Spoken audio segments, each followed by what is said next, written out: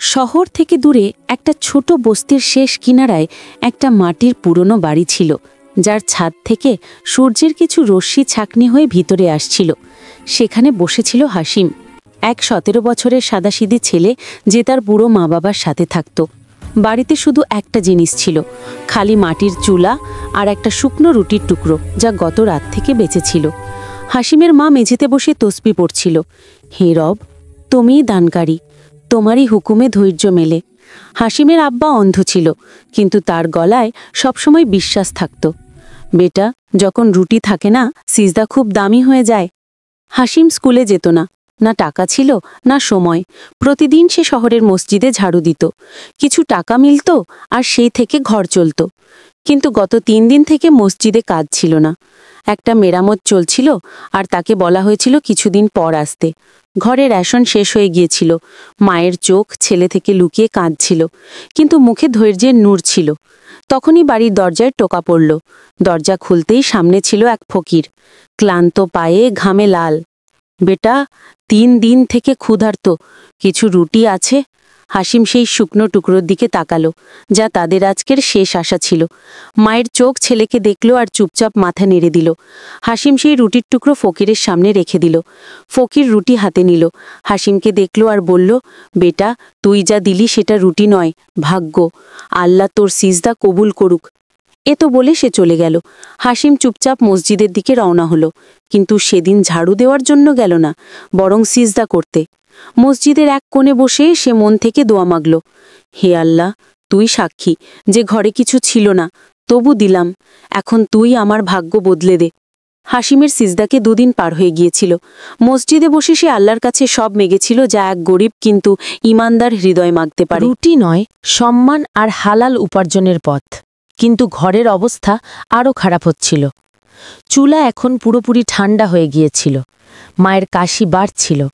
আব্বা প্রতি নামাজের পর শুধু একই দোয়া করতেন, হে রব, আমার ছেলের নসিবে ভালো রুজি লিখে দে আর তার ইমানের হেফাজত কর। এই অবস্থায় হাসিম একদিন শহরের দিকে বেরোল কাজের খোঁজে। বাস স্ট্যান্ডের কাছে একটা চকচকে সাদা গাড়ি থামল। গাড়ি থেকে নামল এক লোক, চুল চকচক, চোখে তেজ আর শরীরে দামি শেরওয়ানি।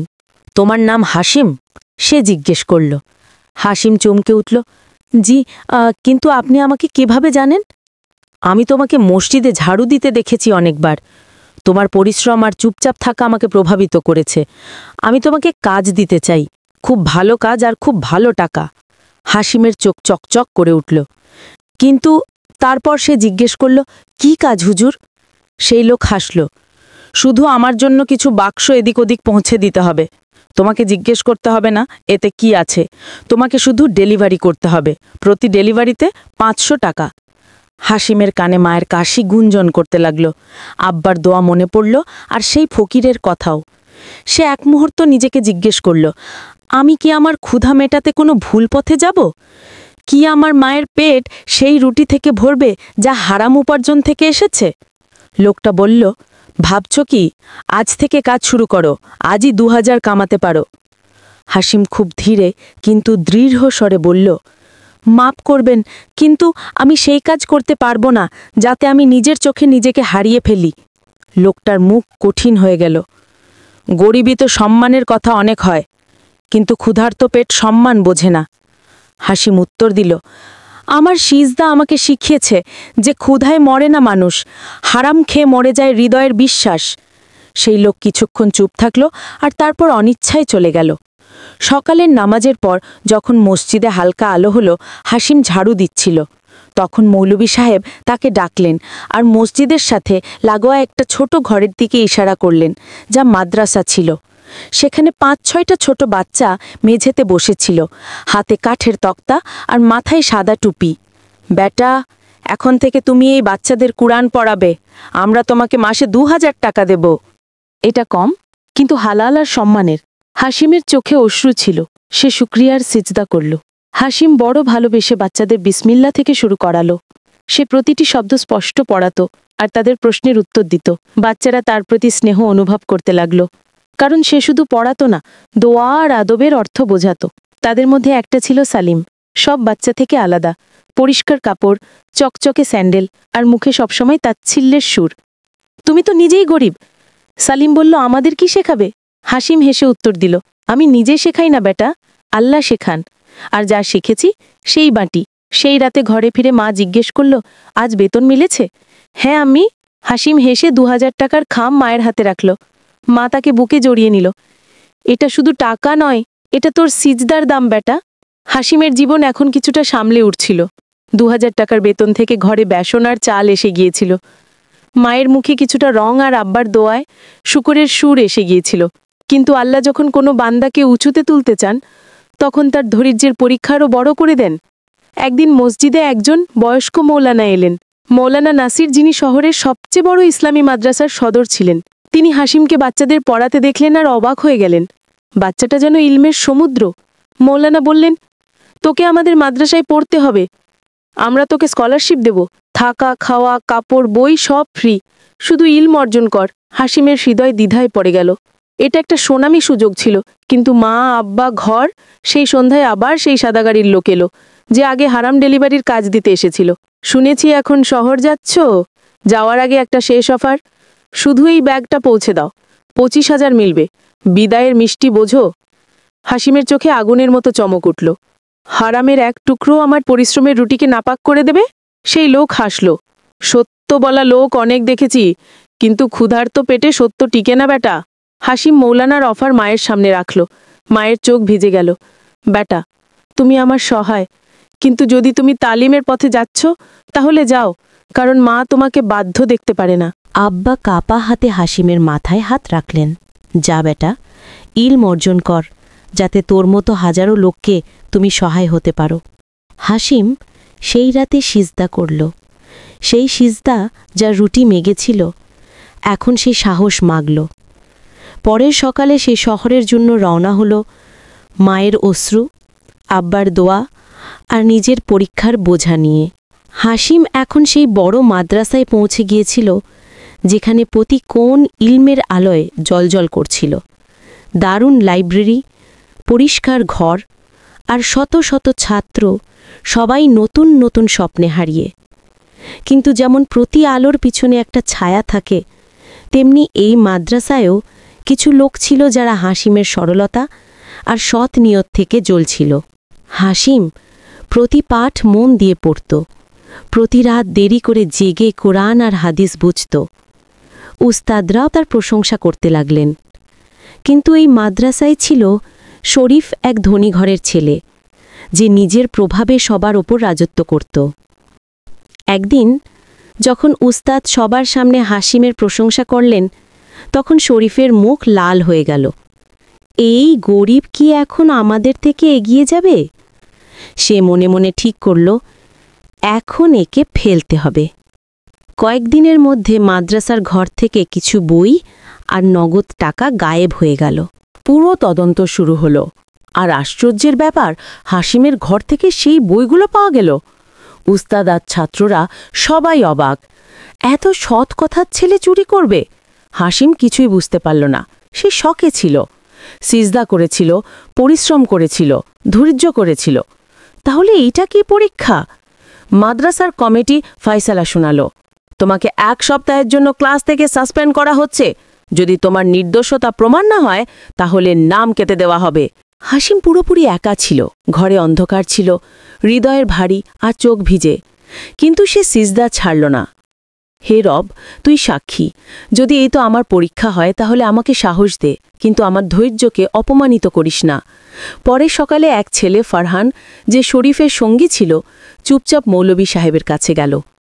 আমি দেখেছিলাম শরীফ বইগুলো হাসিমের ঘরে লুকিয়েছিল। হাসিম নির্দোষ। এটা শুনে পুরো মাদ্রাসায় সাড়া পড়ে গেল। হাসিমকে আবার ক্লাসে ডাকা হলো। এবার তালির সাথে উস্তাদ বললেন, কখনো কখনো সত্যকে শাস্তি মেলে, কিন্তু সেই শাস্তি ধৈর্যশীলদের সম্মানে বদলে দেয়। হাসিম কোনো অভিযোগ করল না, শুধু সিজদায় আবার সে দোয়া মাগল, হে আল্লাহ, আমাকে মন্দ থেকে বাঁচিয়ে রাখ, আর আমার পথে তোমার নূরের আলো রাখ। মাদ্রাসায় সম্মান ফিরে এসেছিল।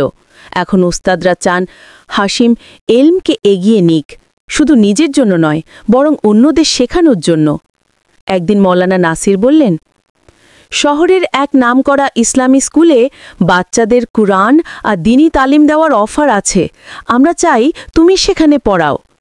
হাসিমের জন্য এটা দ্বিতীয় বড় সিঁড়ি ছিল, কিন্তু সে জানত না যে সিঁড়ির পরের বাঁকে শত্রু দাঁড়িয়ে আছে।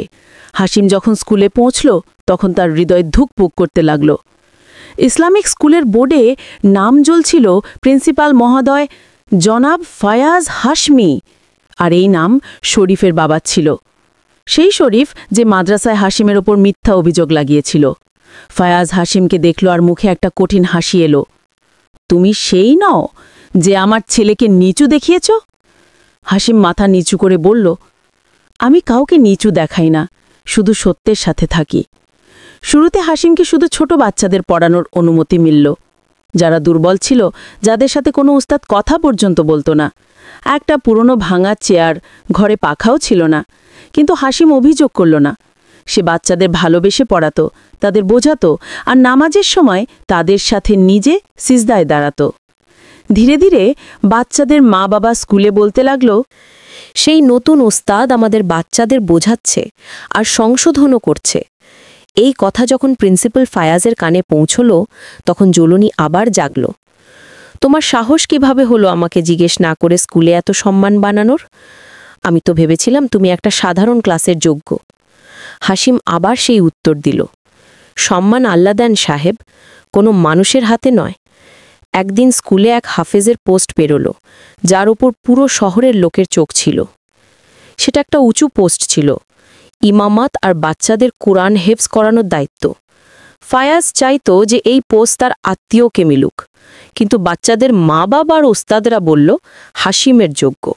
হাসিমের নাম লিস্ট থেকে গায়েব করে দেওয়া হলো, আর পরের দিনই অযোগ্য ব্যক্তিকে পোস্ট দেওয়া হলো। ধৈর্যের সবচেয়ে নিঃসব্য অংশ। হাসিমের না রাগ এলো, না কোনো অভিযোগ। সে শুধু মসজিদের এক ছোট্ট তক্তায় আবার বসে বাচ্চাদের পড়াতে শুরু করল। এক বাচ্চা বলল, উস্তাদজি আপনি দুঃখী? হাসিম হাসল, বেটা যতক্ষণ সিজদা জিন্দা আছে ততক্ষণ ভাগ্যও বদলাতে পারে। স্কুলে সেই চেয়ার এখন এক অযোগ্য আত্মীয়ের হাতে ছিল, এক এমন মানুষ যার না বাচ্চাদের সাথে স্নেহ ছিল, না কুরআনের সঠিক তিলাওয়াত জানত। শুরুর কয়েকদিন জানো-তেন কাটল, কিন্তু তারপর বাস্তব খুলতে লাগল। বাচ্চাদের মা বাবা অভিযোগ শুরু করল, এখন বাচ্চা নামাজ পড়ে না, কুরআন তিলাওয়াতে ভুল করে, উস্তাদ কঠোরভাবে পড়ায়, ভালোবাসায় নয়। স্কুলের ছবি খারাপ হতে লাগল, ফি আসা বন্ধ হয়ে গেল, সোশ্যাল মিডিয়ায় কথা ছড়াতে লাগল। আর তখন মা বাবা আওয়াজ তুলল। একদিন স্কুল গেটে প্রায় 20 জন মা বাবা জড়ো হলো। সবার মুখে একই কথা, আমাদের হাসিম উস্তাদ ফিলিয়ে দাও। কেউ স্কুলে বোর্ড পর্যন্ত ঝুলিয়ে দিল, যে ভালোবাসায় শেখায় সেই নেক মানুষ গড়ে। প্রিন্সিপাল ফায়াজের মুখ রেগে উঠল। সে নতুন ওস্তাদকে ডাকল, যে নিজেই লজ্জিত ছিল। আমি নিজে মানি সেই চেয়ারের যোগ্য ছিলাম না। হাসিমের মতো ইলম, ধৈর্য আর চরিত্র খুব কম লোকের থাকে। তারপর এলো স্কুলের ফাইসালা। কমিটি জরুরি মিটিং ডাকল, আর অবশেষে হাসিমকে ডাকা হলো। ফায়াজ খুব কঠিন স্বরে বলল, তুমি কি সেই পোস্ট গ্রহণ করবে যা আগে তোমাকে দেওয়া হয়নি? হাসিম বলল, যদি বাচ্চাদের তালিম আর আল্লাহর সন্তুষ্টি আমার ত্যাগ থেকে হয়, তাহলে আমি আগেও রাজি ছিলাম, এখনও আছি। কমিটি সেই মুহূর্তে হাসিমকে হাফিজের পোস্ট দিল, আর সাথে সম্মানে ভরা একটা নতুন ঘর, পরিষ্কার কাপড় আর একটা ছোট্ট লাইব্রেরিও। সন্ধ্যায় যখন হাসিম মায়ের কাছে পৌঁছল, তখন হাতে বেতনের খাম নয়, এলমের আলোর উপহার ছিল। আম্মি, সে বলল, এখন আমি কুরআন পড়ানোর সাথে সাথে নিজেও হিফজ করতে চাই। মা দোয়ায় হাত তুলে বলল, তোর ধৈর্য আজ আমার রুহকে শান্তি দিয়েছে। সেই বেটা এখন স্কুলে হাসিমের পরিচয় এক পূর্ণ ওস্তাদ হিসেবে হতে লাগল। সকালের তিলাওয়াত, বাচ্চাদের আদবে ভরা তালিম, আর প্রতি ক্লাসে তার উপস্থিতি থেকে এক নতুন রুহানি পরিবেশ তৈরি হয়ে গিয়েছিল। একদিন স্কুলে এক নতুন বাচ্চা ভর্তি হলো, নাম ছিল রাইস। বয়স কোনো 12 বছর হবে, কিন্তু চোখে অদ্ভুত অস্থিরতা, মুখে উদ্ধত ভাব। শুরু থেকেই রাইস কোনো কথা মানত না। বই ছুঁড়ে ফেলে দিত, ক্লাসে উঠে চলে যেত, আর নামাজের সময় বাহানা করত। বাচ্চারা তার থেকে ভয় পেতে লাগল। ওস্তাদ তার থেকে বিরক্ত হয়ে উঠলেন, কিন্তু প্রিন্সিপাল ফয়াজ বললেন, এটা একটা বড় অফিসারের ছেলে, বেশি কঠোরতা করো না। একদিন রাইস কোরআন তিলাওয়াতের সময় কালিমা বিকৃত করে পড়ল, আর বাকিদের মজা করল। হাসিম রাগে নয়, খুব সুন্দরভাবে বলল, রাইস কোরআনের মজা নয়, এটা নূর। এ থেকে যে আলো মেলে সেটা তোকে বিভ্রান্তি থেকে বের করে নিতে পারে। রাইস হেসে উঠল, তোমার মতো গরিব উস্তাদ শুধু মাথার কথা বাড়ায়, আসল দুনিয়া টাকায় চলে। পুরো স্কুল অবাক ছিল, কেউ হাসিমের সাথে এমন কথা বলেনি কখনো। সেই সন্ধ্যায় হাসিম দেখল যে রাইস স্কুলের পিছনে এক কোণে একা বসে আছে, অশ্রু লুকোনোর চেষ্টায়। হাসিম চুপচাপ কাছে গেল আর বলল, কেউ তোকে কাঁদালো? রাইস ফেটে পড়ল, আমার আব্বা ঘরে আমাকে মারেন, বলেন আমি তাদের নাম উজ্জ্বল করতে পারি না। আমি যখন জীবিত ছিলেন তখন আমাকে জড়িয়ে ধরতেন, এখন শুধু শাস্তি মেলে। হাসিম চুপ হয়ে গেল, তারপর বলল, রাইস, ভালোবাসা ছাড়া কোনো বাচ্চা পথ ধরতে পারে না। চল আমরা সিজদায় বসি, তুই বল, আমি আল্লাহর কাছে মাগি। সেই রাতে রাইস প্রথমবার সিজদা করল, আর পরের দিন ক্লাসে এসে হাসিমের কাছে ক্ষমা চাইল। ধীরে ধীরে সে সবার সামনে বসতে লাগল, কোরআনির আয়াত মুখস্থ করতে লাগল, আর কয়েক সপ্তাহের মধ্যে তার চোখে আলো ফিরে এলো। সময় কাটতে লাগল, স্কুলে হাসিমের সম্মান আরও বাড়তে লাগল। যে বাচ্চাদের লোকে অসম্ভব মনে করত, এখন সেই বাচ্চারাই হিফজের স্তরে পৌঁছচ্ছিল। কিন্তু এই সাফল্যের চুপচাপ নজর রাখছিল শরীফ, সেই ছেলে যে কখনো হাসিমের ওপর মিথ্যে অভিযোগ লাগিয়েছিল। এখন সেই শরীফ এক বড় কোম্পানিতে চাকরির পিছনে দৌড়াচ্ছিল, কিন্তু বারবার প্রত্যাখ্যাত হচ্ছিল। এক সন্ধ্যায় এক ভাঙা মানুষ হাসিম মসজিদের বাইরে বাচ্চাদের পড়াচ্ছিল, তখন এক মুখ দেখা গেল, ক্লান্ত, চোখের নিচে কালো দাগ, আর মুখে পরাজয়ের ছায়া। শরীফ, সেই সেখানেই মাটিতে বসে পড়ল, আর কিছুক্ষণ চুপচাপ দেখতে লাগল। তারপর ধীরে বলল, হাসিম, একটা কথা বলবো? হাসিম হেসে উত্তর দিল না, শুধু শোনার জন্য প্রস্তুত হল। আমার জীবন ছিন্ন ভিন্ন হয়ে গেছে। আব্বা আমার সাথে সম্পর্ক ছিন্ন করেছেন, চাকরি মিলছে না, আর লোকে আমার থেকে মুখ ফিরিয়ে নিয়েছে। তুমি কি আমার জন্য কোনো তালিম বা রোজগারের পথ বলতে পারো? এ সেই মানুষ ছিল যে কখনো হাসিমের পরিশ্রমকে মাটিতে মিশিয়ে দেওয়ার চেষ্টা করেছিল, যে তার মজা করেছিল দাঁড়িয়ে। সেই মানুষ ভাঙা ছিল। হাসিম একটা লম্বা শ্বাস নিল আর বলল, আমি তোকে পথ অবশ্যই দেখাতে পারি, কিন্তু তার আগে একটা কাজ কর। কি? শরীফ জিজ্ঞেস করল। চল আমার সাথে সিজদায় বস, আল্লাহর কাছে সোজা মাগ। আমি যা করব সেটা মাধ্যম হবে, কিন্তু রিজিক দানকারী শুধু সেই। সিজদার পর শরীফের চোখে জল ছিল। মাফ করো হাসিম, আমি তোমার উপর অনেক জুলুম করেছি।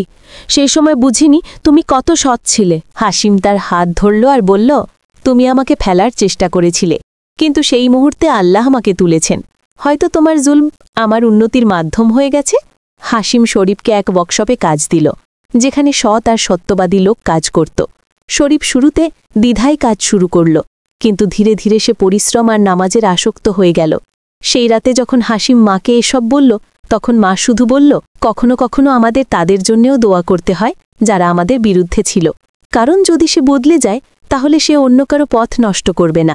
সবকিছু ধীরে ধীরে সামলে উঠছিল, শরীফও সৎ পথ ধরে নিয়েছিল। স্কুলে সম্মানের পরিবেশ তৈরি হয়েছিল, আর হাসিমের পড়াশোনাও ভালো চলছিল। কিন্তু কারো ধৈর্যের কাহিনী কখনো সহজ হয় না। এক সকালে হাসিম নামাজ পড়ে ফিরল, তখন দেখল মা মাথায় হাত রেখে বসে আছে, মুখ ফ্যাকাশে, শ্বাস ভারী, আর চোখে ম্লান আলো। আমি অসুস্থ? মা শুধু এত বলল, বেটা, হয়তো এখন আমার শরীর তোমার থেকে আলাদা হবে, কিন্তু দোয়া সবসময় সাথে থাকবে। এটা শুনে হাসিমের হৃদয় কেঁপে উঠল। ডাক্তার বলল তাদের হৃদয় ব্লকেজ আছে, তৎক্ষণাৎ অপারেশনের দরকার, কিন্তু খরচ কম করে 2 লক্ষ টাকা। হাসিমের কাছে ছিল শুধু 3000 টাকা। সে শহরের প্রতি দরজায় টোকা দিল, প্রতি পরিচিতের কাছে সাহায্য মাগল, কিন্তু উত্তর একই ছিল, এখনো হবে না ভাই, অবস্থা ঠিক নয়। যখন শরীফের কাছে এই কথা পৌঁছল, সে দৌড়ে দৌড়ে এলো। ভাই, আমার জমানো কিছু বেতন আছে, শুধু 8000 নাও, আর আমি এক জায়গা থেকে কিছু ধার আনার চেষ্টা করব। হাসিম মাথা নিচু করল, যে কখনো তার শত্রু ছিল আজ সেই তার হাত ধরল। রাতে মসজিদ নির্জন ছিল, শুধু এক কোণ ছিল যেখানে হাসিম সিজদায় ছড়িয়ে পড়েছিল। সে কাঁদছিল, বলতেও পারছিল না, শুধু এত বলতে পারল, হে রব, এই মা যে ক্ষুধায় রুটি আমাকে খাইয়েছে, যে আমার হাড়কে দোয়ায় ঠেকে দিয়েছে, এখন তুই আছিস যে তাকে জীবন দিতে পারিস। অশ্রু বইতে লাগল, সিজদা লম্বা হতে লাগল। সকাল হতেই হাসপাতাল থেকে এক কল এলো, আপনার নামে কেউ অর্ধেক খরচ জমা করে দিয়েছে, অপারেশন শুরু হয়ে গেছে। কে জমা করেছে? হাসিম জিজ্ঞেস করল।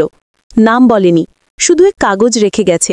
যে এক সিজদায় ভাগ্য বদলে দিয়েছিল, তার রব মায়ের শ্বাস বাঁচাচ্ছে। হাসিমের চোখ ছলছল করে উঠল। সে জানল এটা আল্লাহর রহমত, যা প্রয়োজনের সময় কাউকে না কাউকে মাধ্যম বানিয়ে দেয়। অপারেশন সফল হল।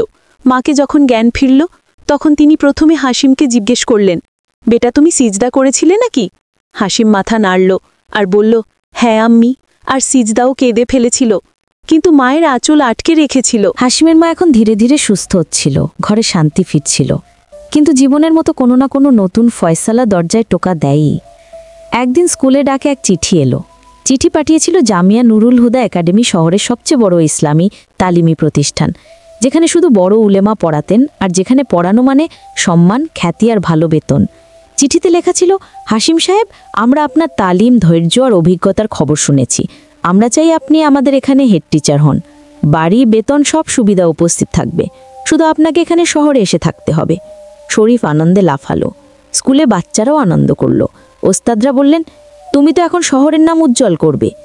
কিন্তু যখন হাসিম সেই চিঠি নিয়ে মায়ের কাছে পৌঁছল, তখন মা শুধু চুপচাপ শুনল। কিছুক্ষণ পর শুধু এত বলল, বেটা, এখন তুমি যেখানে চাও যেতে পারো, তুমি আমার দোয়ায় বাধা। কিন্তু হাসিম অনুভব করল মায়ের গলায় রাজি ছিল, কিন্তু হৃদয়ে দুঃখের রঙও ছিল। সেই রাতে হাসিম আবার সেই কোণে সিজদা করতে গেল। হে রব, তুমি এত দিয়েছ যে আমার মাথা নিচু হয়েই আছে। এখন আরেক পরীক্ষা, মা না মর্যাদা। সিজদার অস্ত্র উত্তর দিচ্ছিল না। পরের সকালে হাসিম মায়ের পা টিপতে টিপতে বলল, আম্মি, যদি আমি চলে যাই তাহলে আপনি একা পড়ে যাবেন, আর যদি আমি থেকে যাই তাহলে হয়তো সেই বড় ইলম বাটার সুযোগ হারাবো। মা তার হাতের তালু ধরল আর বলল, বেটা, যদি তোমার ইলম কোনো বাচ্চার ভাগ্য বদলায়, তাহলে আমি এখানে থেকে আমার মা হওয়ার আনন্দ পাবো। তুমি যাও, কিন্তু প্রতিদিন সিজদায় আমাকে মনে রেখো। পুরো পাড়া আজ হাসিমকে বিদায় জানাতে এসেছিল। রইস আর শরীফ কেঁদে তার পা ছুঁয়েছে। তুমি আমাদের যেমন পেয়েছিলে তেমনই কেউ অন্য কোথাও পাক, এই দোয়া। মা দরজায় শেষবার বুকে জড়ালো আর শুধু এত বলল, সিজদা থেকে যা শুরু হয়েছিল, এখন সেটা সিজদাই আবাদ থাকুক। হাসিম এখন জামিয়া নুরুল হুদা একাডেমিতে পৌঁছে গিয়েছিল। বাইরে থেকে দেখে এই জায়গা যেন স্বর্গের মতো লাগছিল। উঁচু দেওয়াল, চকচকে জানালা, আর প্রতি কোণে হাফিজ আর আলিমের আওয়াজ। লোকে তালি দিয়ে তার স্বাগত করল। হাসিম সাহেব তার শিফ এনেছেন, এখন একাডেমিতে নতুন রু দৌড়াবে। কিন্তু এই রু শুধু দেখানোর ছিল, ভিতরে অন্য কিছু ছিল। হাসিমকে শীঘ্রই বোঝা গেল যে এখানকার উস্তাদরা সময় মতো আসে না, বাচ্চাদের উপর কঠোরতা করে, আর ইলমকে শুধু এক বেতনের মাধ্যম মনে করে। কোরআনের তিলাওয়াতে আবেগ ছিল না, দিনের কথা শুধু বক্তৃতায় সীমাবদ্ধ ছিল। এক রাতে এক উস্তাদ হাসিমকে বলল, আপনি কেন এত সময় বাচ্চাদের সাথে কাটান? শুধু ক্লাস নিন আর ঘরে যান, যে বেতন মেলে সেটাই যথেষ্ট। হাসিম বলল, আমার বেতনের সাথে নয়, সিজদার মিষ্টির সাথে। ভালোবাসার কোরআন শেখানো আমার ব্যবসা নয়, আমার আল্লাহর সাথে প্রতিশ্রুতি। বাচ্চারা যারা কাঁদতে লাগলো, কয়েকদিন পর এক বাচ্চা, নাম ছিল আয়ান, ক্লাসে কেঁদো ফেলল। উস্তাদ, আমাকে প্রতিদিন ডাঁটেন, আমার ভুল হয় না, আমি কোরআন পড়তে চাই কিন্তু ভয় পাই।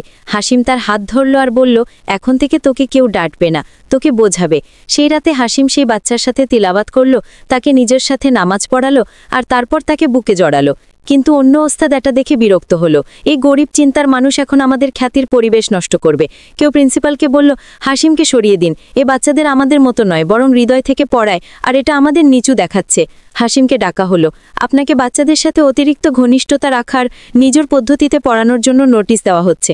আমরা চাই আপনি শুধু উপদেশ দিন, ভালোবাসা বাটানো আপনার দায়িত্ব নয়। হাসিম খুব শান্তস্বরে বলল, যখন থেকে আমি প্রথম এক শুকনো রুটি বাটি, তখন থেকে বুঝেছি যে শুধু পড়ানো আমার উদ্দেশ্য নয়, কারো ভয় দূর করা, তার চোখ থেকে অশ্রু মুছে দেওয়া, আর হৃদয়কে সিজদার যোগ্য করা, এটাই আসল কাজ। যদি এই জায়গা আমাকে এটা করতে বাধা দেয়, তাহলে আমি এই জায়গা ছেড়ে দেব, কিন্তু আমার সিজদার পথ ছেড়ে দেব না। হাসিম শহরের সবচেয়ে বড় একাডেমিকে বিদায় বলল। সে সেখানকার সম্মান, বেতন আর নাম ছেড়ে দিল, কিন্তু নিজের ঈমান, সিজদা আর সেই আলো ছেড়ে দিল না, যা তাকে এক ফকিরের দোয়া থেকে মিলেছিল। ফেরাসি বসতিতে ছোট গ্রামের গলিতে যখন হাসিম ফিরে এলো, তখন মায়ের চোখ ভরে এলো। ব্যাটা ফিরে এসেছে, কিন্তু কি হারিয়ে? হাসিম হেসে বলল, আমি কিছু হারাইনি আম্মি, আমি সেই বাঁচিয়ে রেখেছি যা আল্লাহ আমার রুহে রেখেছিলেন। সে নিজের ছোট বাড়ির কাছে এক মাটির মাঠ দেখল আর বলল, এটাই হবে এখন আমার মাদ্রাসা, বেতন ছাড়া, চেয়ার ছাড়া, কিন্তু দোয়ায় ভরা, এক নতুন শুরু। ধীরে ধীরে বাচ্চারা আসতে লাগল। সেই রইস, সেই শরীফ, আর এখন অন্য গ্রাম থেকেও বাচ্চারা আসতে লাগল। হাসিম প্রতি বাচ্চাকে সেই পড়াল। ধৈর্যের শক্তি, সিজদার সত্যতা আর সেই রুটির বরকত যা এক ফকিরকে দেওয়া হয়েছিল। একদিন যখন কসবা বদলাল, সময় কাটতে লাগল। একদিন টিভিতে এক রিপোর্ট এলো, এক গরিব গ্রামে তৈরি রোশনি মাদ্রাসা এখন ১০০-এর বেশি বাচ্চাদের তালিম দিচ্ছে হেড টিচার হাসিম। লোকে দেখে বলল, এ তো সেই যে একাডেমি ছেড়ে দিয়েছিল, আর শহরের সেই একাডেমি যে হাসিমকে সরিয়েছিল এখন নিজের দরজা আবার খুলতে চাইছে। আপনি আবার আমাদের কাছে আসবেন? হাসিম শুধু এক উত্তর পাঠাল, আমার সিজদা সেখানেই পূর্ণ হয় যেখানে বাচ্চাদের চোখে ভয় নয়, আলো থাকে। শেষ কথা রাতে মা জিজ্ঞেস করল, বেটা এখন তোকে কি চায়? হাসিম এক সিজদা করল আর বলল, এক রুটি থেকে যে ভাগ্য বদলে গিয়েছিল, এখন যেটা হাজারোর জন্য আলো হয়ে গেছে, এখন শুধু এই দোয়া, আমার সিজদা কখনো খালি না যাক। শেষ হয় কাহিনী। এক রুটি এক সিজদায় ভাগ্য বদলে দিয়েছিল।